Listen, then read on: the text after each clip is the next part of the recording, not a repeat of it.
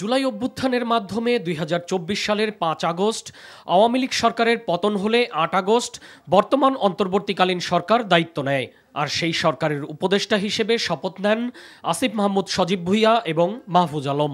এ অবস্থায় তারা দুজনই বিভিন্ন সময়ে আগামী জাতীয় নির্বাচনে প্রতিদ্বন্দ্বিতা করার ইচ্ছা ব্যক্ত করে তফসিল ঘোষণার আগে উপদেষ্টা পদ থেকে পদত্যাগ করার কথা বলেছিলেন। অবশেষে বৃহস্পতিবার তফসিল ঘোষণা করা হবে।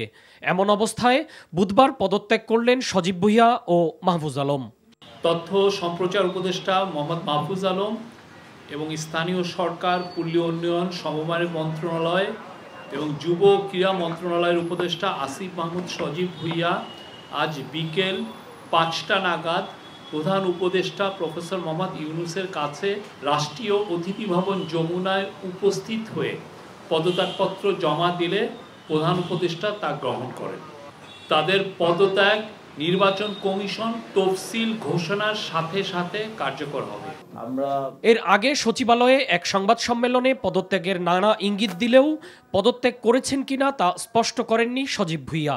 নির্বাচন করার ইচ্ছা ব্যক্ত করলেও কোন রাজনৈতিক দল বা কোন আসন থেকে করবেন তা নিশ্চিত হতে আরও কয়েকদিন অপেক্ষা করতে বলেন তিনি।